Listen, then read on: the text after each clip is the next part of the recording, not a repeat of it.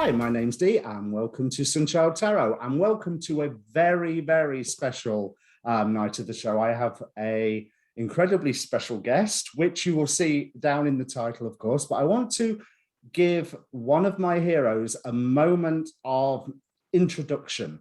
The reason that I have invited John onto the channel is there was a story that he wrote back in, well, it would have been 89, published in 90, in the Firestorm, that introduced me to the concept of the Orishas. That at this point, bear in mind, this was pre-internet.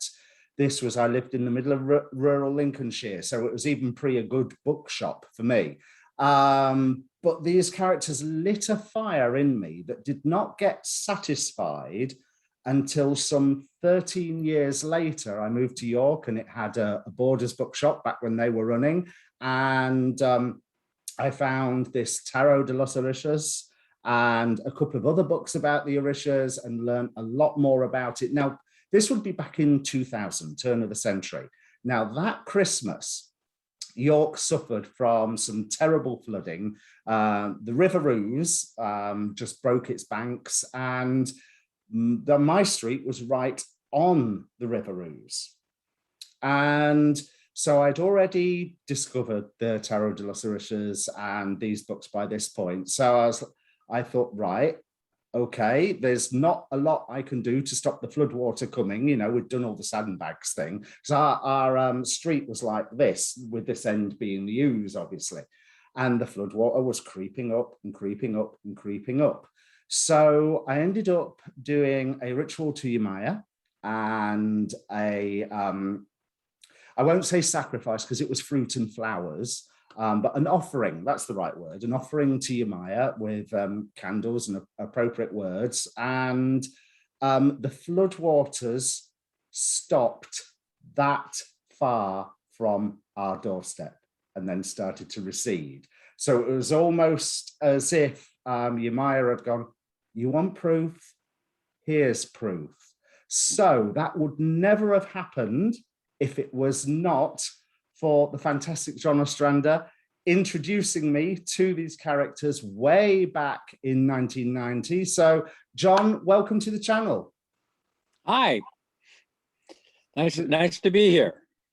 I'm so pleased that you decided to come on. Let me change the view so everyone can see both of us. So this is a question that I ask of all of my guests. What's your origin story? What got you into the writing and everything? Okay, well, writing, as I often tell people when I teach classes in writing, I repeat there's a famous story with Theodore Sturgeon, who was a famous science fiction writer, who, being interviewed, was asked, what do you say to the accusation that 95% of all science fiction is crap? And he shrugged his shoulders and said 95% of anything is crap. So what I tell my students is that 95% of what you write, at least initially, is going to be crap. You have to write the crap out of your system.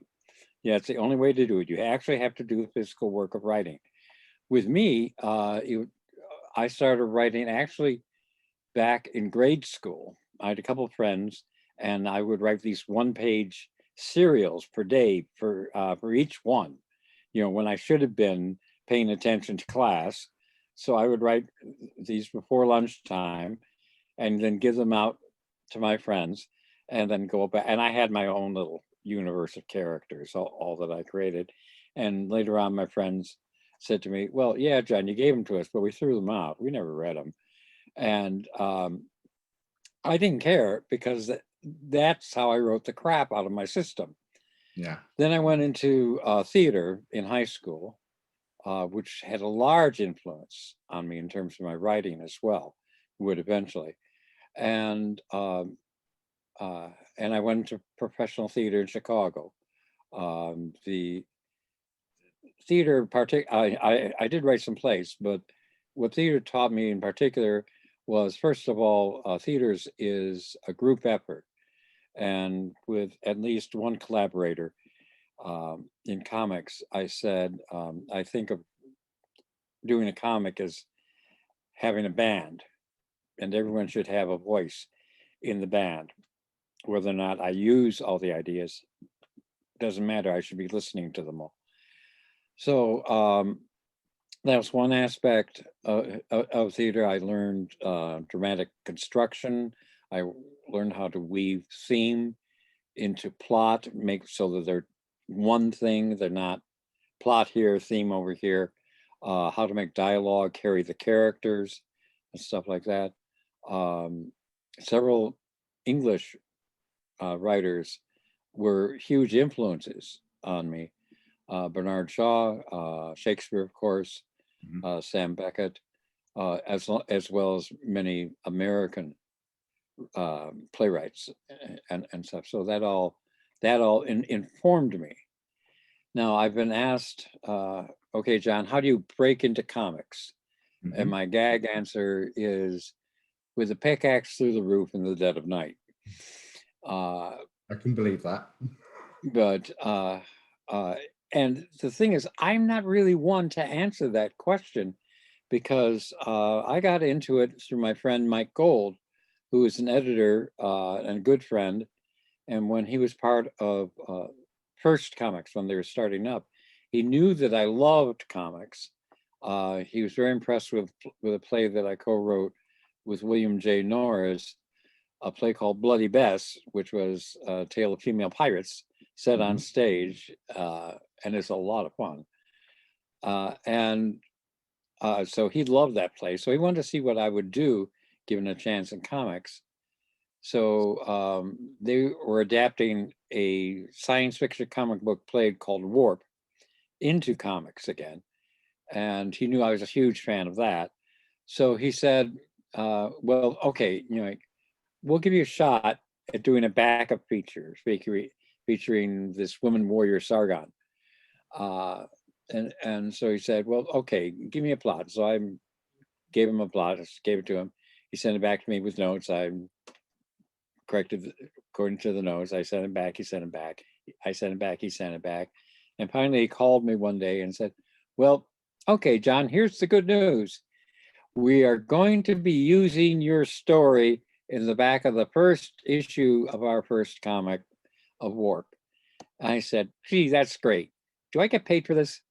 And he said, yes, you sap, and proceeded to tell me what my page rate was. And that was my debut into professional comics. From there, I wrote another 3-part backup story in Warp.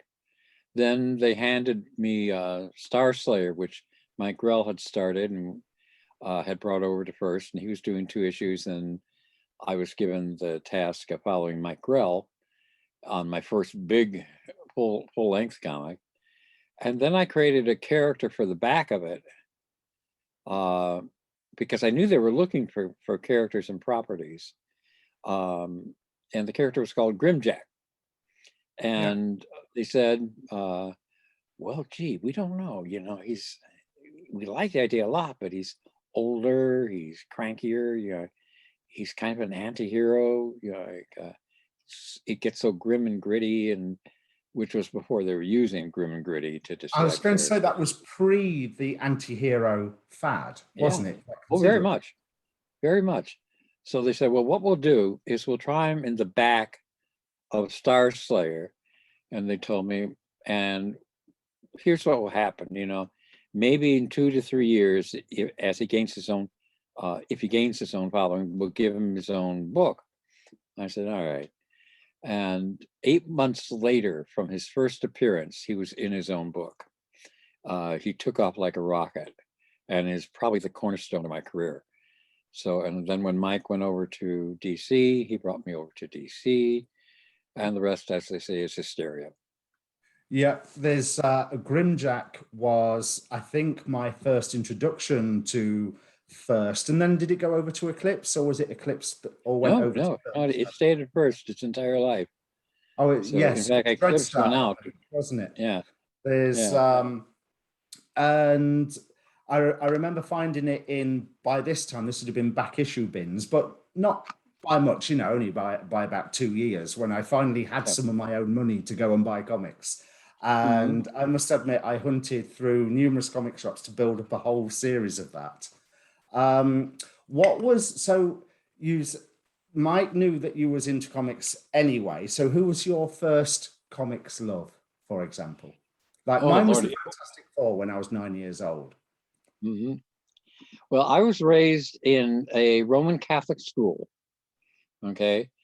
And my mother had read or had heard about Seduction of the Gun and believed it. So I was not allowed to read superhero comics because, they could lead to juvenile delinquency and homosexuality. You So, mean the Frederick Wertham book? yeah, Yeah. yeah, Dr. Frederick Ortham. So she knew about it, so I was not allowed to have superhero comics, which of course made them forbidden, which of course meant that I had to see them and Yeah. read them wherever I could. And if I bought them, I hid them until she would find them. But in school, Catholic schools had a comic book of its own called Treasure Chest, which was kind of an anthology book. And there were two features in that I remember very well, which really influenced me. One was, in particular, was called 1976 Pettigrew for President. And it was a vehicle by which to treat or to teach children about how politics go, civics and stuff. So, it did it by way of following this one candidate, Pettigrew, through the primary system for one party, which was unnamed, and to see if he would be nominated for president at the end of the series. But throughout the entire series, you didn't see the character or not face. You knew he was there, and he was certainly part of the story. And I remember one part of the story in particular that really grabbed me was he and his team were flying off to Alaska for an event, and they had a flame out. And the last panel of that chapter is the plane has just started to dip, and the last caption on it was "Death rides the Alaskan sunset." Oh, I needed to have that next issue right then. And the way they got out of it was that Pettigrew was a former fighter pilot, and so he took over the controls and got the engine started up again and saved everyone. It wasn't until the last panel of the last issue, when Pettigrew has won the nomination, that you get a real good view of him, and that's when you find out that the character is black. Right. They hid it throughout the entire story. And the last question they asked, by 1976, most of you will be able to vote. Would you vote for him? And so I was just really stunned by that particular story, and that definitely influenced me, both in terms of how to weave in political content and stuff. So that had a large doing with it. The other idols that I had, well, of course, growing up, Will Eisner. Harvey put out two giant-sized 20, big, thick issues of The Spirit, which I'd never heard or seen before, and I didn't know was done in the 40s. When I read it in the 60s, it seemed to be contemporary. So Will Eisner, who I also met, I can hope I didn't babble too much, but he was a great hero. Denny O'Neil was a great influence on me because his Green Lantern, Green Arrow stories taught me how you can truly weave social issues in and out and tell a cracking good story. And one of the things Denny eventually told me, Denny was an editor for me for a long time, so I got to know him pretty well. And he said, you can preach whatever you want, but first you got to tell a story. That's your ticket to the pulpit. You have to make sure you tell a good story. So, and there's lots of others, Jack Kirby, Stan Lee, Roy Thomas, Yeah. in his run on the Avengers. There's so many people who had a huge influence on me. I would like to pay tribute to Roy Thomas because his All-Star Squadron was phenomenal. I love that whole series, and it introduced me to the idea of diving into the history of comics as well as diving into history. Because as a kid, I mean, as a kid, you don't necessarily care about history a great deal. You know, last year is a hell of a long time ago. Never mind the years before you were born. Yeah. Steranko, another hero, and he had that great 2-volume history of comics. And what he wrote about the Spectre at the time would definitely influence my run later on in the Spectre. So I'd definitely like to talk about that later if we get a chance. So, as a master storyteller, and I don't want this to sound like an awful question, but as a master storyteller, what is the purpose of story? Oh, well, stories are the atoms of our human existence. It's how we exchange information. It's how we compare notes with each other. It's how we relay information. It's if you're a kid and you're late coming home, you better have a good story. You know, if your homework isn't ready, you know, the dog ate my homework, it's not a good story. So you better have a better story than that. So we use stories so many different ways, and we reveal ourselves to each other in stories by the stories that we tell, by what we reveal about ourselves in our choice of stories. You know, what do we talk about? Got so much of our civilization, of our existence, going way back. I mean, back to the living in the caves time. Yeah. You know, we use stories. We use stories to explain things to ourselves. The whole thing about the stories of the gods and goddesses explained phenomenon like thunder and lightning and other things that that needed explaining, that we didn't understand. And it's not so much there was failed science, it was early science, because science also seeks to explain phenomenon, and they do it then through facts and stuff as well. But the stories we told at the time were very much our attempt to understand the world around us. And I think, you know, to a large degree still is. Absolutely. I mean, when you look at the oral traditions, they would be passing down wisdom about the natural world and the world around, like you say, also presenting moral choices that you can be faced with later in life. You know, so you build a structure up around that. I mean, Joseph Campbell's whole hero's journey is such a using story as a personal transmutation, would that be the right word, or a personal growth tool when you're not necessarily living that hero's journey, as in we're not dodging the mutant beams and we're not fighting the alien invaders, or, you know, trying to trick a god into giving us something or other, but we can put ourselves mentally through the stories into those positions and develop and work out, hopefully with a degree of honesty, how we would act or want to act in such a situation. So, I mean, coming from my astrology side, I see the birth chart as a story. It's not, you look at the birth chart and you can tell numerous stories using the symbolisms of astrology. You're not going to get every story right because there's so many options with every position, planet, aspect, blah, blah, blah.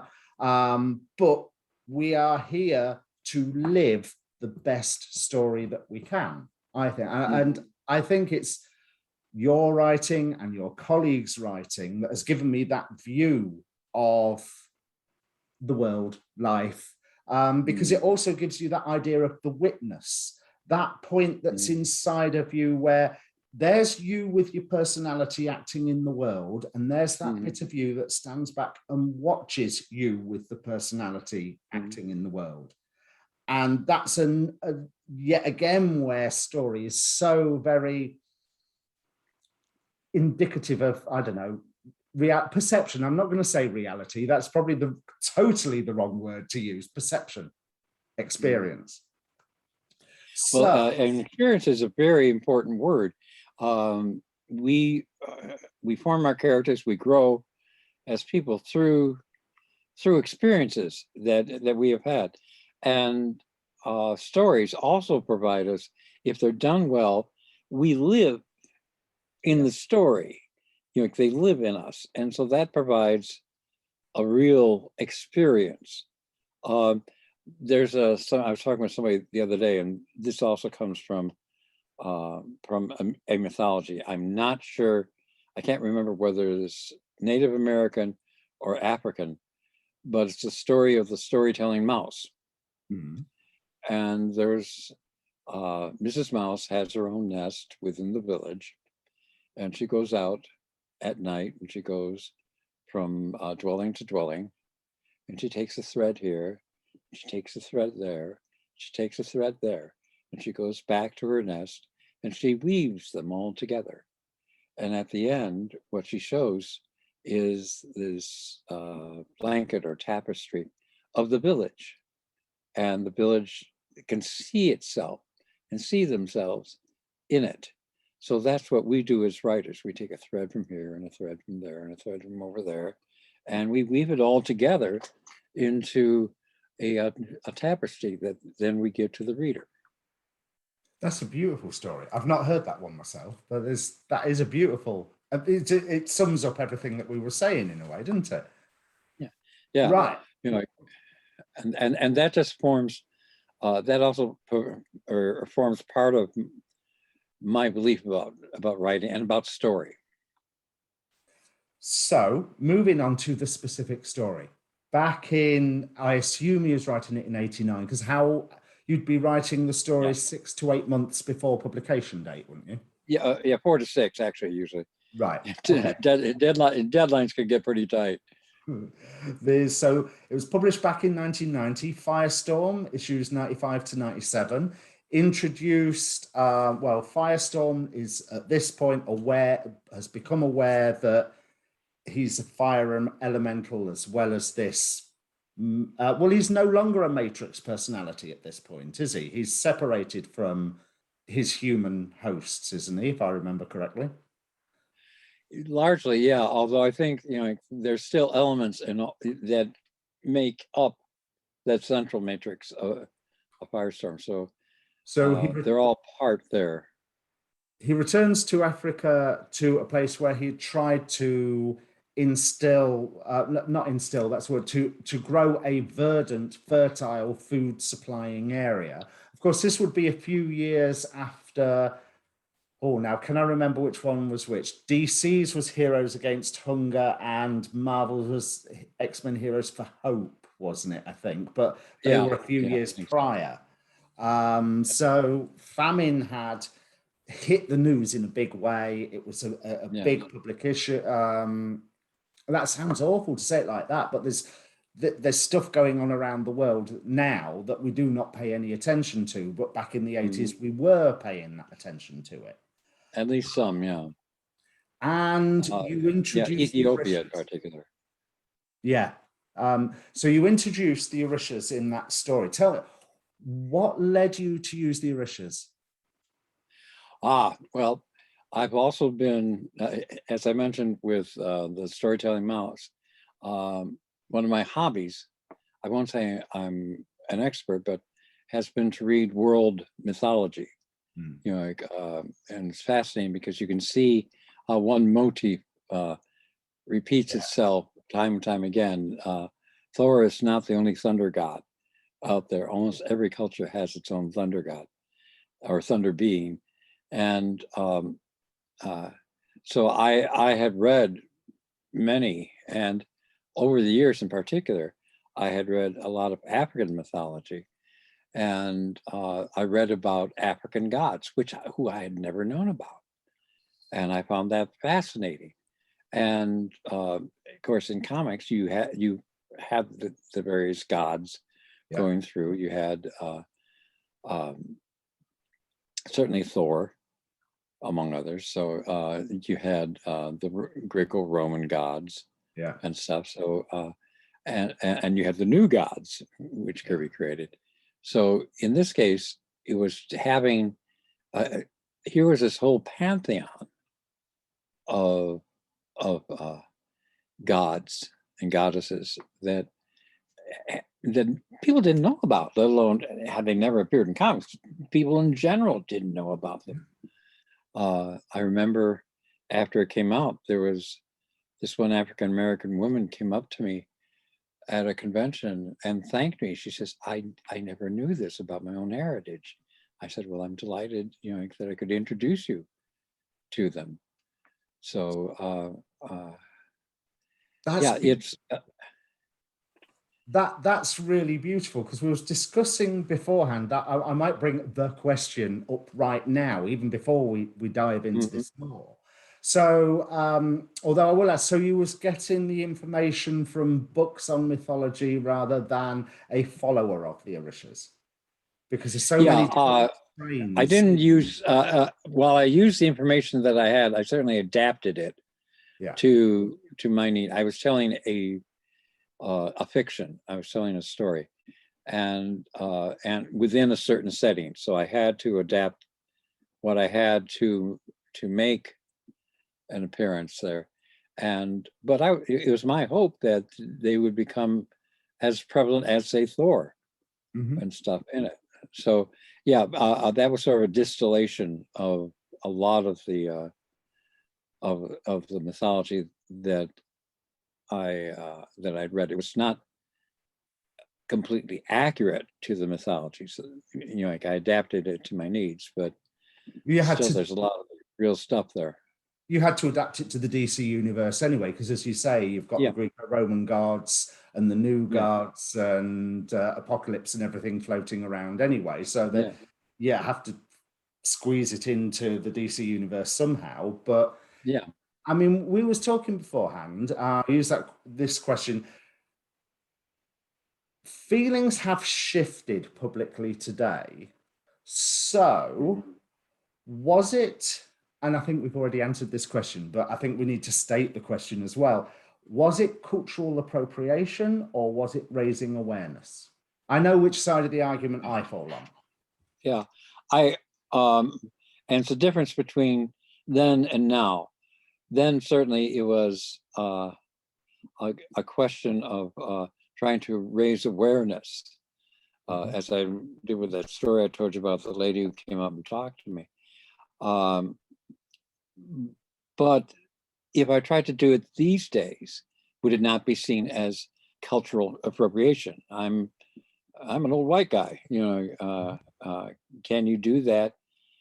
And but on the other hand, well, first of all, there weren't many African-American creators in the field at the time. There were some, certainly, and some excellent ones. Dennis Cowan comes to mind, in particular, Christopher Priest, and the whole gang over at Milestone. But at the time, there weren't. Started then? No, Milestone had not started, but a lot of the players in it were around. Yeah. So, and nobody at that point was doing it. But then again, I don't know, would they have had the power to do it? I had an ongoing book.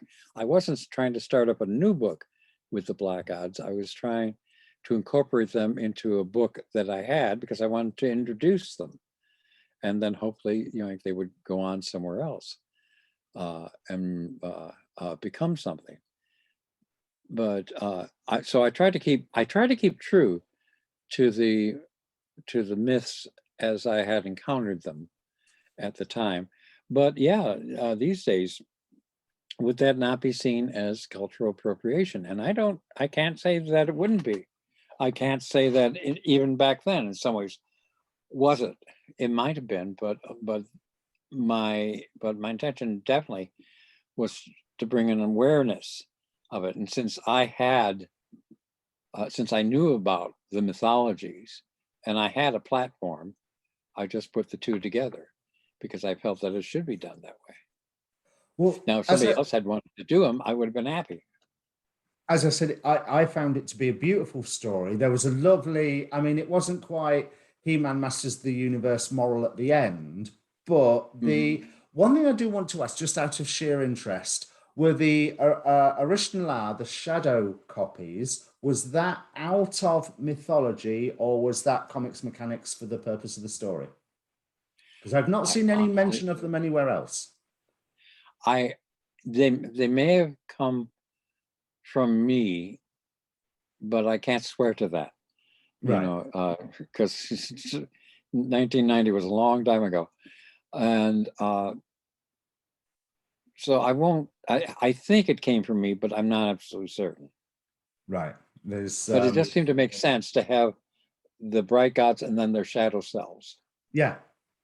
Yeah, it was, I found it a huge statement. Like I say, it was so pivotal. The characters lit a fire in me and I had no idea why.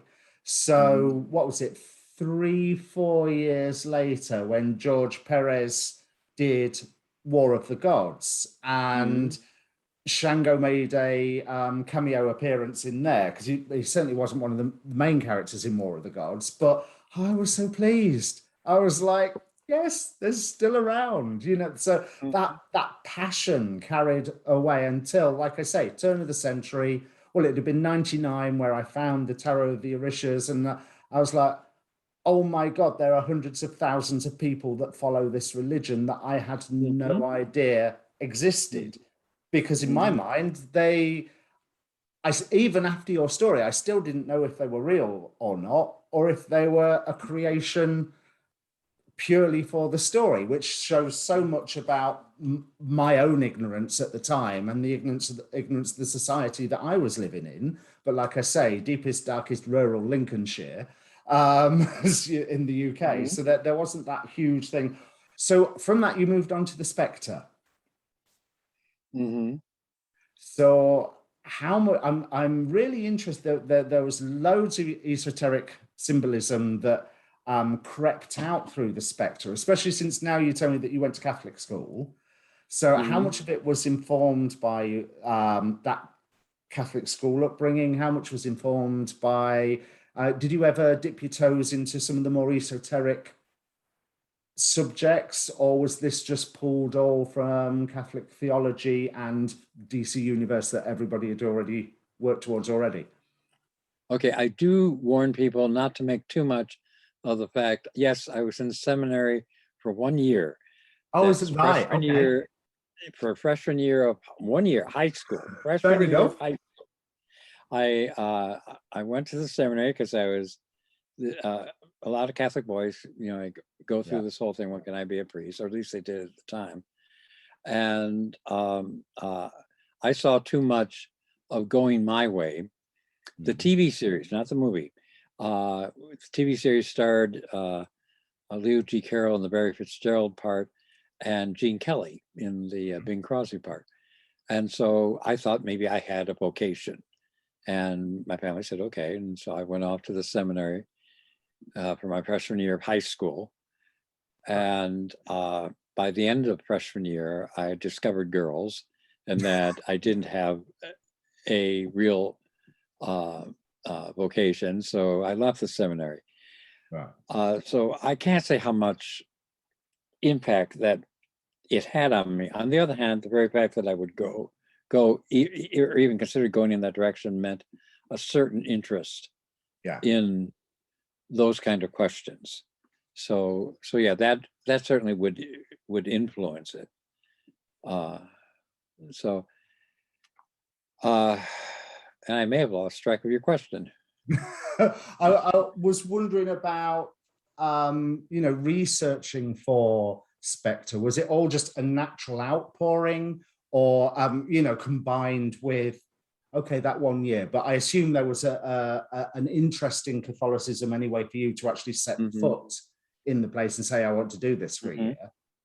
Or was there any more sort of delving into the Christian mystics, for example?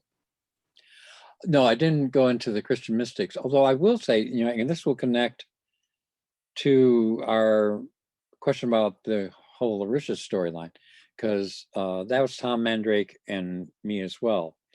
And from Firestorm, we went from Firestorm to the Spectre. And in the Orishas story in particular, you can start seeing some of the story and especially the visual motifs that you would see later in the Spectre, brought to, I think, a greater realization. But they are definitely there in the three-part Orishas story. Yes, I noticed that when I was rereading it today, ready to prepare. Well, I reread it last week and reread it again today just to be on the safe side. And yes, some of the motifs, like the faces coming out of the sky, I love Tom Mandrake's art. There was, when you was writing Firestorm and then when you moved on to the Spectre, I followed you definitely, because the Spectre wasn't someone who had really grabbed my interest beforehand until I found out that you was the one writing it, and I was there like a shot. Two characters I would like to talk about, because they came from out of your work with the Suicide Squad, which the whole world knows you for now. And oh yeah, how much fun was it to be in the film? Oh Lordy, my filming of my little, you know, thing took part of a day. They flew me down. They picked me up at the house. They put me up in a nice hotel. I come onto the sound stage. I meet James Gunn and his production team, and as I come up to them, they're going, "We're not worthy. We're not worthy." I said, "Oh, stop it! Stop it! Stop it!" You know, because that's a little embarrassing, although gratifying. And James Gunn was terrific. Was just terrific to me, and I had a lot of fun. And I didn't originally have any lines, but he saw that I had some acting experience and ability, so he tossed me 2 lines, one of which stayed in the film. So it was great fun, exceeded only by the opening night of the movie out in California, which I also got flown out for. So it was, and James Gunn has been very, very good about giving me credit for the squad. So. I was so pleased to say. I mean, you had a TMZ interview at one point as well, didn't you?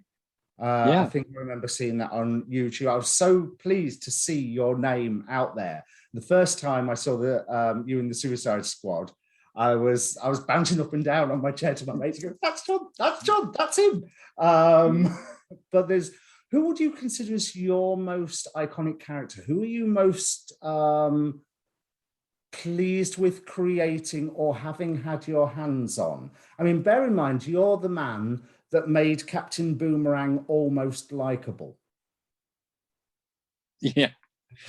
I have to admit, Captain Boomerang, his inclusion in the squad was the idea from the editor, Robert Greenberger. And my first reaction was, "Captain Boomerang, you have got to be kidding me.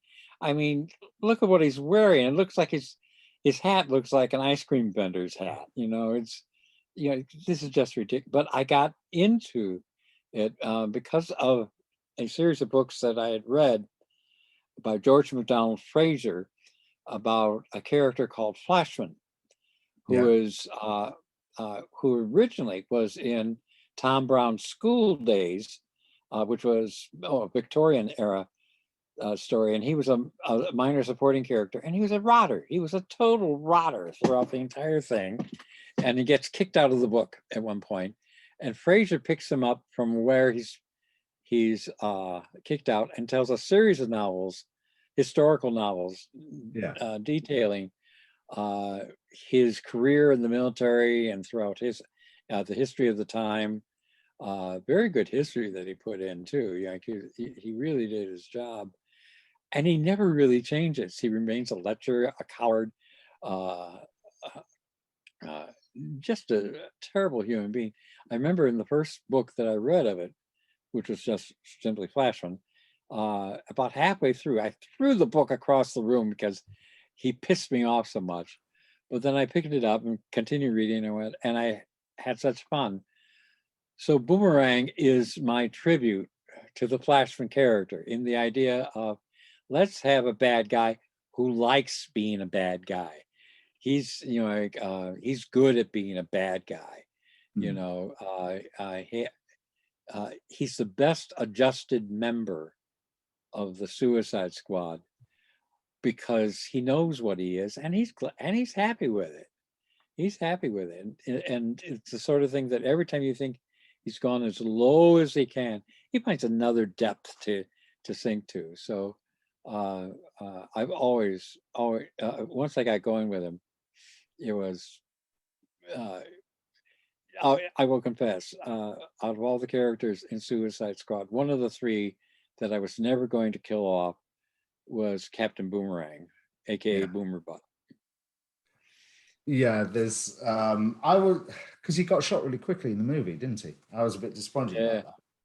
There's but anyway, going back to the original question, do you have a one character where you are the most satisfied with what you have gone to, because you sound very rightly so satisfied with what you've done with Boomer. Is there any other character that hits those sort of levels of satisfaction for you? So who's my favorite? Okay. Who's your favorite child? I'm lucky to not have one. Yeah. So basically it's that, I can tell you various ones that I've always loved playing with. In Squad, it was Amanda and Deadshot as well. Grimjack is one of my great favorite characters. The Spectre, definitely.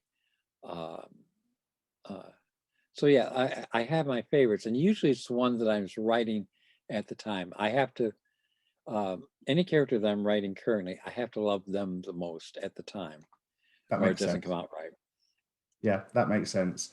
I mean, there was two characters that I was always, I will say I have two favorite characters of yours.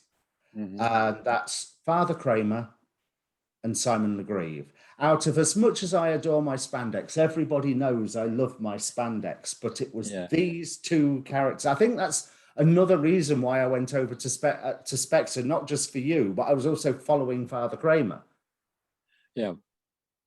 And Father Cramer was actually started at the time because at the time, almost every person, our character who was of religious orders were depicted as venal, as hypocrites, and so to the point to where that really became a cliche, and it didn't follow. I had an aunt who was a nun and a very, very good woman, and my father-in-law, Kim's father, was an Episcopal priest and a counselor. So, and also a very good man. So I wanted, and Kim wanted, a character who represented the people we knew who were in religion. Yes, there are plenty of pedophiles and everyone else in there, and it is sad and terrible. But I know people and who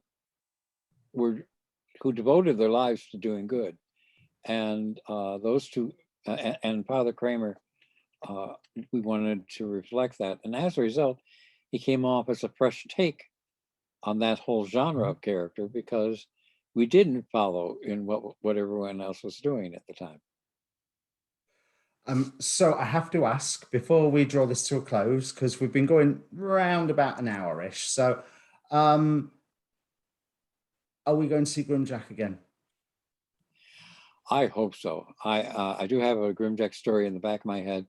A lot's going to depend also on Tim's availability, because right now he's returned to his great creation, Scout, and he's working on finishing a great graphic novel. He's put out pages from time to time about it, and they're just beautiful. I mean, Tim has lost none of his ability and power. I mean, the first time I saw him with Grimjack stuff, I went, oh my God. He's one of the people that I would compare to Kirby, in that there's tremendous energy and tremendous imagination.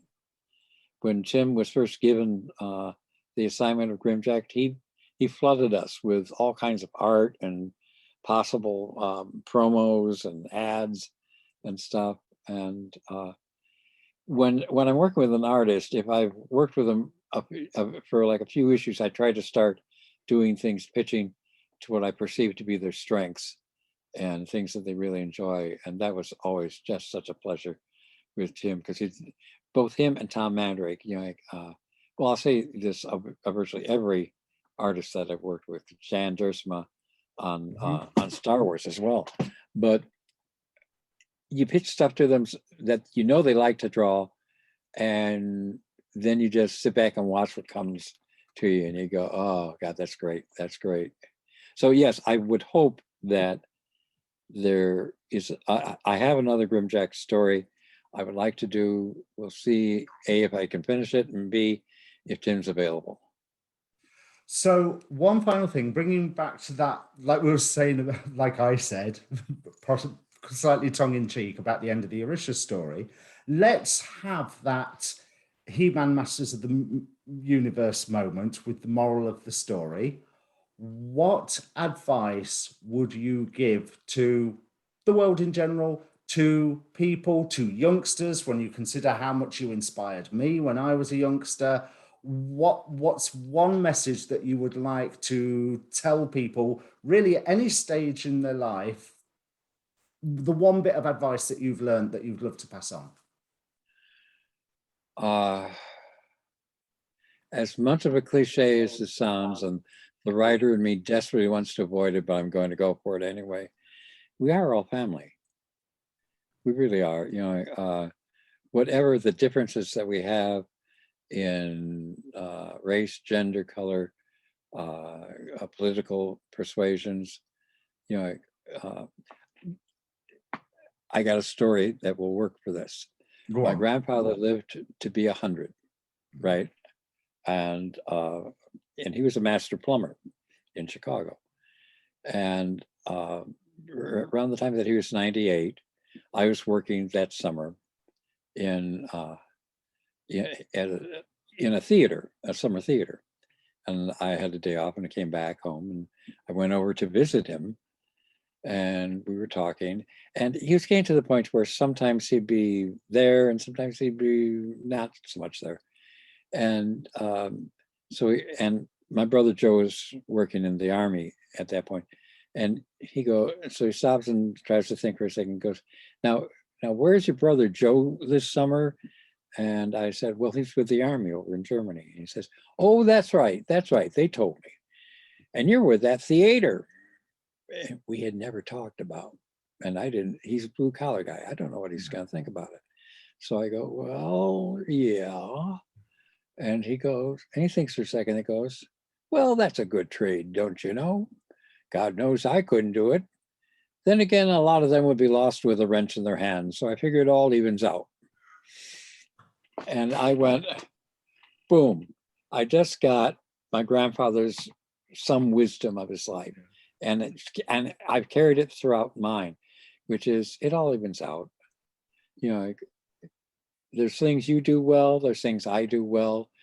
It doesn't make one of us better than the other. No matter like how many billions somebody has, it doesn't make them better.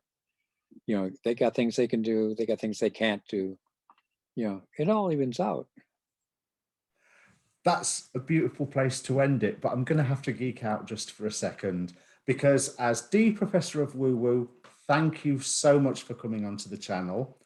And as Darren, the comics fan from age 9 onwards, I think I was about 13 or 14 where I encountered your work. Thank you so much for your service to humanity and all of geekdom, way back when, before it was cool. Thank you so much. You opened whole new worlds to me, and no doubt countless others. So thank you for everything. Most kind and very appreciated. Thank you. And so, as ever, there will be more readings coming out. I'm behind on the monthly readings currently. Just keep posted to the channel. Links are all down below. Support John on anything he publishes whatsoever, and order his entire back catalogue, because it's totally worth it. And keep posted for more interviews. So we'll see you all soon.